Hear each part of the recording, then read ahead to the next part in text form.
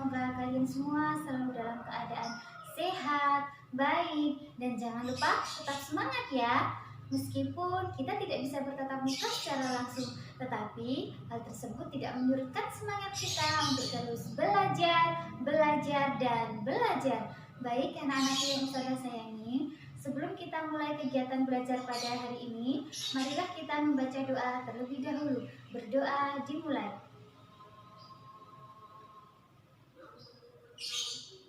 Berdoa selesai. Semoga kita diberikan kemudahan dan kelancaran pada kegiatan hari ini. Hari ini kita akan belajar tema 2, subtema 1, rukun dalam perbedaan.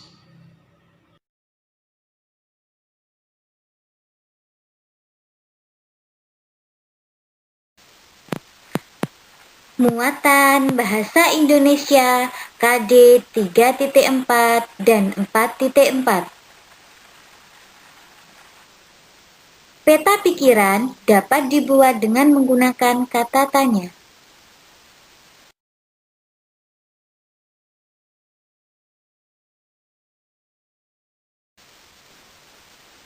Kata tanya untuk membuat peta pikiran suatu teks biasanya dikenal dengan istilah 5W plus 1H, yaitu what apa, who siapa, when kapan, where di mana, why mengapa, dan yang terakhir how bagaimana.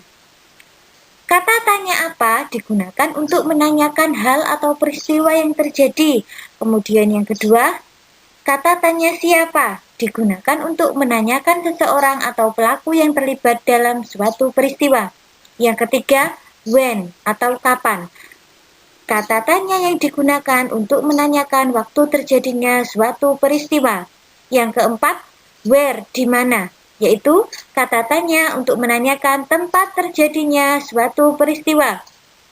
Yang kelima, why mengapa, yaitu kata tanya yang digunakan untuk menanyakan penyebab terjadinya suatu peristiwa. Dan yang keenam, how atau bagaimana, yaitu kata tanya untuk menanyakan cara atau proses terjadinya suatu peristiwa.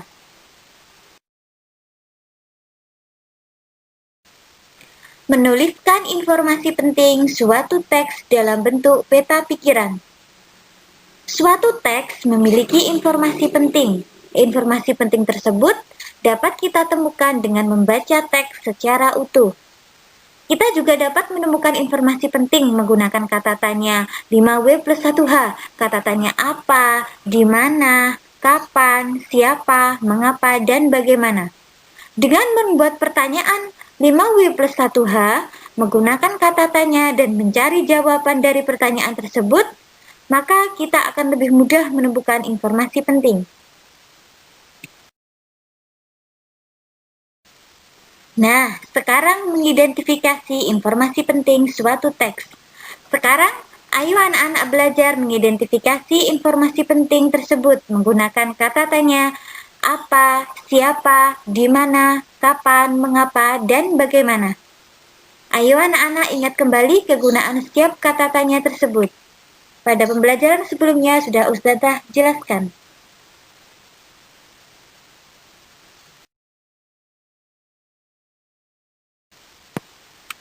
Perhatikan contoh berikut. Peristiwa Proklamasi Kemerdekaan Indonesia terjadi pada tanggal 17 Agustus 1945. Informasi pada kalimat tersebut berupa waktu terjadinya suatu peristiwa. Oleh karena itu, kata tanya yang tepat adalah kapan. Jadi, kalimat tanya yang tepat adalah kapan terjadinya peristiwa proklamasi kemerdekaan Indonesia. Muatan IPS KD 3.4 dan 4.4. Makna proklamasi kemerdekaan bagi bangsa Indonesia. Yang pertama, menandai lahirnya bangsa Indonesia sebagai bangsa yang merdeka. Yang makna yang kedua, puncak perjuangan bangsa Indonesia untuk meraih kemerdekaan. Yang ketiga, pengakuan dari dunia luar. Yang keempat, bukti bahwa bangsa Indonesia merupakan bangsa yang mandiri. Yang kelima, landasan untuk bersikap terhadap dunia. Itulah makna proklamasi kemerdekaan bagi bangsa Indonesia. Penerapan makna proklamasi kemerdekaan Indonesia di kehidupan sehari-hari. Proklamasi kemerdekaan Indonesia menandai kelahiran bangsa Indonesia sebagai bangsa yang merdeka dari penjajahan. Oleh sebab itu, kita harus memaknai proklamasi kemerdekaan dalam kehidupan sehari-hari. Cara tumbuhan menyesuaikan diri terhadap lingkungan. Berikut adalah contoh adaptasi tumbuhan di lingkungan kering atau xerophyte, yaitu tanaman kaktus. Bisa anak-anak lihat?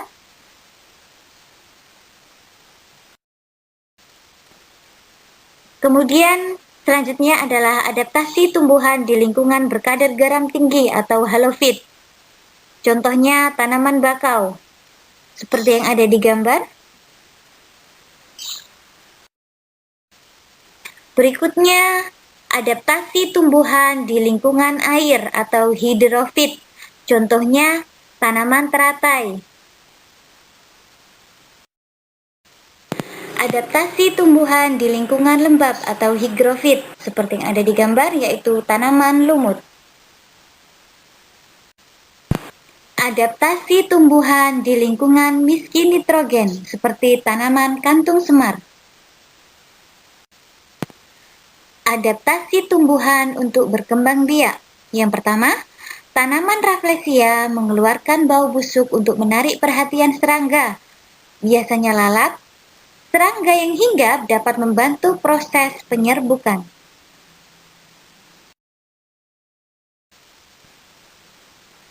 Cara tumbuhan melindungi diri. Seperti bunga mawar memiliki duri pada tanaman mawar.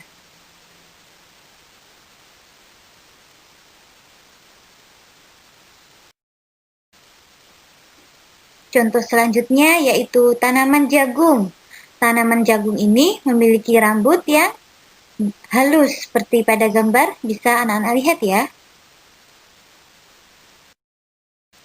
Selanjutnya yaitu tanaman nanas. Tanaman nanas memiliki duri yang tajam, seperti yang ada di gambar ya anak-anak. Contoh selanjutnya, tanaman karet. Tanaman karet dapat menghasilkan getah.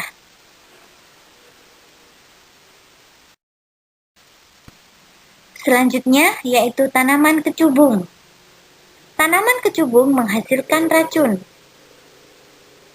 untuk melindungi diri. Muatan PPKN KD 3.4 dan 4.4. Makna persatuan dalam perbedaan. Indonesia adalah bangsa dengan beragam suku bangsa, budaya, agama, serta keadaan ekonomi. Perbedaan tersebut adalah kekayaan bangsa kita. Nah, untuk menjaga semangat persatuan dalam perbedaan, maka kita perlu hidup dengan rukun ya nak.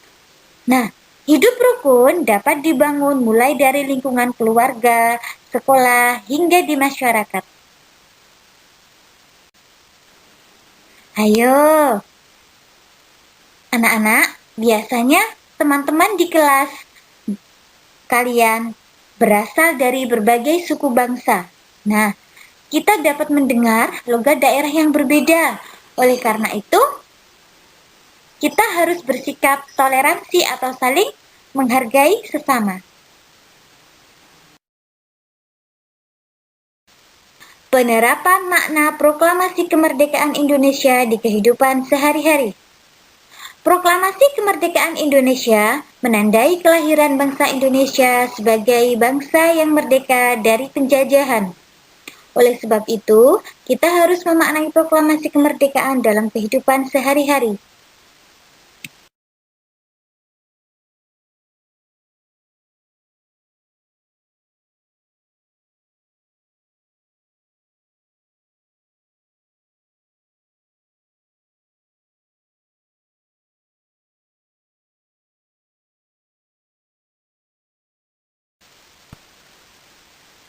Pelaksanaan nilai-nilai persatuan dalam perbedaan di lingkungan masyarakat. Di lingkungan masyarakat, kita perlu bersikap peduli. Kita harus membantu tetangga atau kawan kita yang memerlukan bantuan, meskipun kita berbeda suku atau berbeda agama. Selain itu, kita juga perlu bersikap toleran di lingkungan masyarakat. Artinya, kita harus menghargai perbedaan yang ada di lingkungan masyarakat, seperti itu.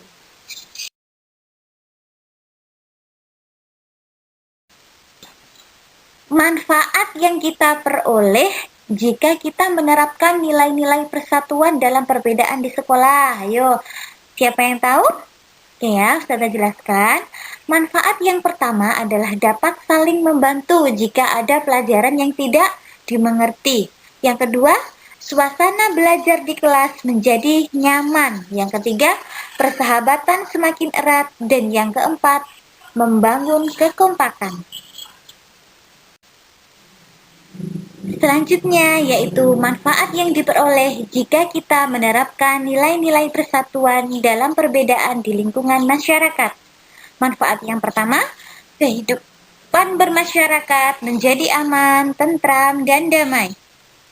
Yang kedua, masalah lebih cepat terselesaikan karena semua masyarakat bersatu. Dan yang ketiga, lebih banyak pendapat yang disampaikan ketika bermusyawarah. Muatan SBDP KD 3.3 dan 4.3. Pola lantai dalam gerak tari. Pola lantai merupakan garis yang dilalui penari saat melakukan gerak tari. Pola lantai dapat dibentuk secara tunggal, berpasangan, atau berkelompok. Terdapat dua pola garis dasar pada pola lantai, yaitu garis lurus dan garis lengkung. Bisa anak-anak lihat, berikut adalah contoh pola garis lurus dan pola garis lengkung. Contoh pola garis lurus seperti yang pertama pola horizontal, dan yang kedua pola diagonal, yang ketiga pola vertikal, yang keempat pola zigzag, yang kelima pola segi empat, yang keenam pola segi lima, dan yang ketujuh pola segitiga. Selanjutnya, pola garis lengkung. Pola garis lengkung juga terbagi menjadi 4, yaitu pola lengkung ke depan, yang kedua pola lengkung ke belakang, yang ketiga pola angka 8, dan yang keempat pola lingkaran.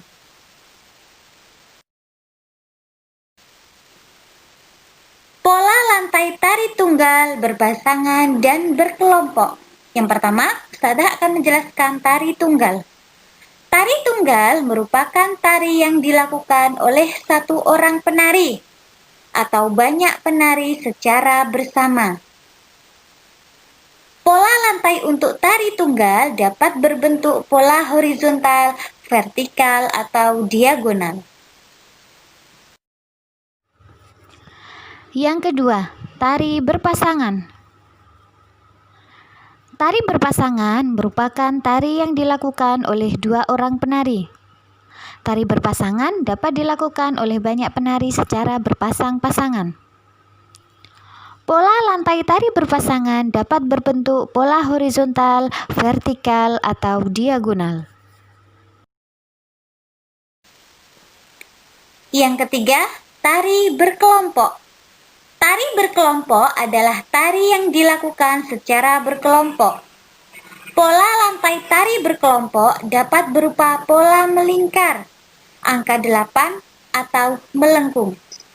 Anak-anakku, bagaimana kegiatan belajar pada hari ini?